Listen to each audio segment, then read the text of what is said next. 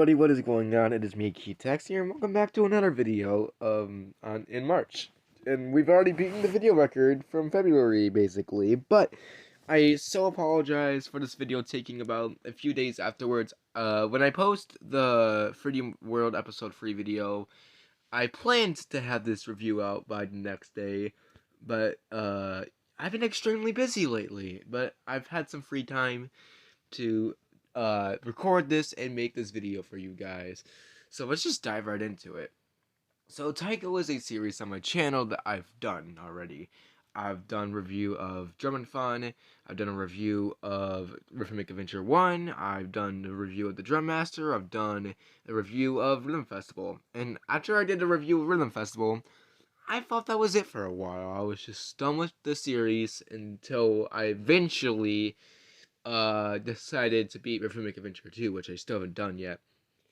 But no, this is a video I wasn't even ever expecting to make in my life, but here we are. So let's just dive right into it. So Taiko no Tatsujin Pop Tap Beat is a game released in, I believe, 2021 for the Apple Arcade service. Yeah, this is already going to have a lot of players right off the bat, including me. A lot of people didn't really own Apple phones. They're probably switching to Android or already have an Android. So a lot of Taiko fans probably may have not been able to experience this game. And I was like that for the longest time as well.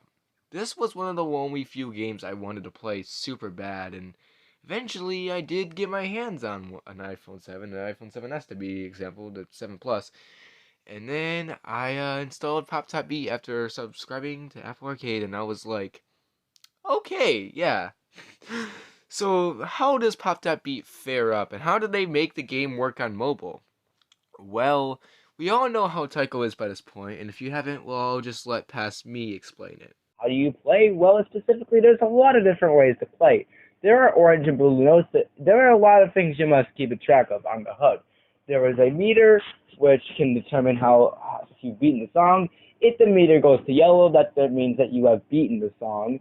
There is also other things like, down chants in the left corner, and you could also see your combo at the bottom right by your notes.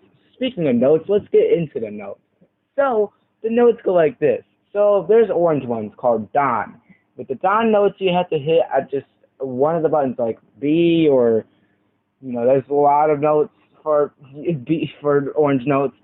And for blue ones, which are called Ka, you have to do like left on D-pad, A, X, and all that. There's a lot of interesting combinations for whatever buttons you can use. Another thing featured in the game are called drum rolls. Drum rolls are just freebies. They basically just let you hit any button on the controller and it just works. What I usually do for drum rolls is I just have my finger both go over every single button on the controller, and you can get really good drum rolls using those. Another thing pretty similar are called balloons. Balloons are also pretty similar to drum rolls, but you only hit dons instead of kas. So you just smash every don button you can, and if the number goes down to 0, well, you pop the balloon and you get some score. The last thing I have to mention is I don't really know what it's called, but it's different in every Taiko game, where you have to get a certain number of drum rolls, or you can either get 5,000 points or 2,000. And in Drum Master, it's a little different though, as there's no time limit. You just have to get a certain number of drum rolls, and yeah, it's just a lot of animals pop out. Which in that game, it's called the Party Popper. I kind of forgot what it's called over here in Drum and Fun. So that's how the gameplay basically works. But basically, here's how it happens. So, you can use the controller with the game, it is compatible, and it plays like a normal Taiko game does if you use the controller. But how do they make all this happen with a simple tap of the screen? Well, it's easy in fact. For the down notes, the orange notes, you hit the drum on screen. For the blue notes, or the ka notes, you hit the outside of the screen next to the drum. That's how it basically works. It's simple and it's understandable. But how is the set list? Is the set list any good? The set list is actually pretty good, and in my opinion, is not too bad, actually. We got some good ones here that are not DLC, and in fact, this game does not have any DLC, because that's one of the selling points of Apple Arcade. There's no in-app purchases at all, or ads. But it kind of makes the thing whole lackluster. I could see the game being pretty damn good if there was more. But overall, the song list is pretty good here, albeit most of it is from some of the previous games. But we still got some good ones. You have Sonic the Hedgehog melody, you have Favorite Sons of Taiko, Citimity 2000, a lot of them. There's a lot of good ones. And in my opinion, beats the Drum Master set list by a huge win. So is it worth it to go out in all your way to play a portable version of Taiko if you don't own a Switch? I would say so, yes.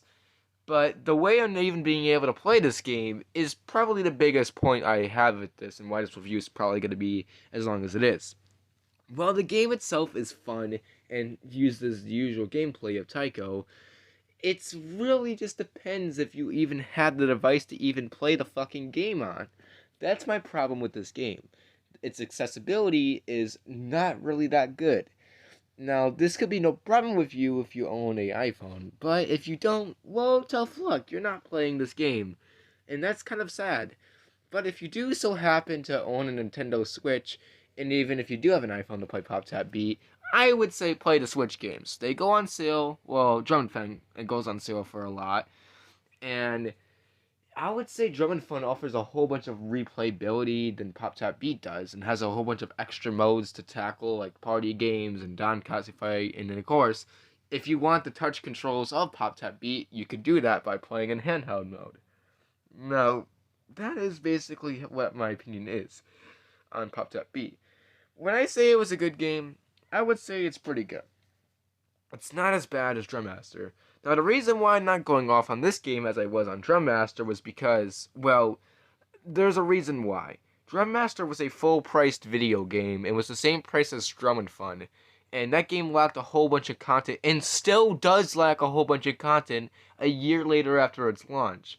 And if you want to see my full opinion on that game and why I think it's not that good of a game, go ahead and check my review. Then you could understand why I was so mad on it. But the reason why I'm not mad on this game is because it's understandable. It's a mobile game. Mobile games can have content, but, there's not much you could do with them. So, I can understand the lack of content here, but there could still be maybe a few things added. In fact, the customization system is in the game, which is sweet.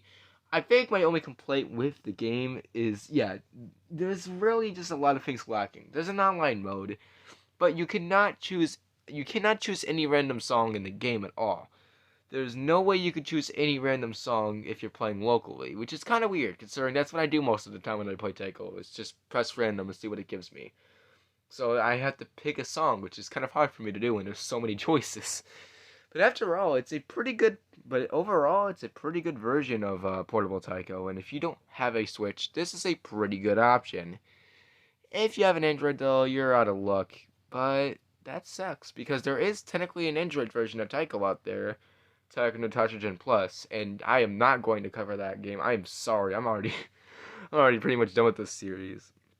So hopefully you guys enjoyed this review of Pop Tap Beat. I know I didn't go too in depth with it, but I know it's just kind of hard to really describe Taiko when you've been doing it a bajillion times.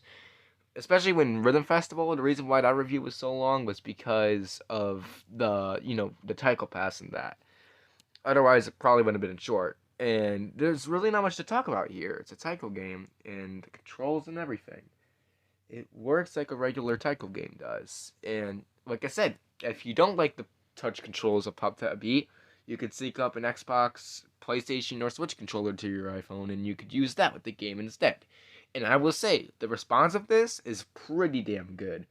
I think I was recording a video on my deluxe channel, Sonic Melody, and I was using the controller for that. I didn't use the controller for the footage because I felt like I wanted to play it the authentic way for the video. But, hopefully you guys enjoyed my, very short review of Pop Tap Beat, despite it being 7 minutes long.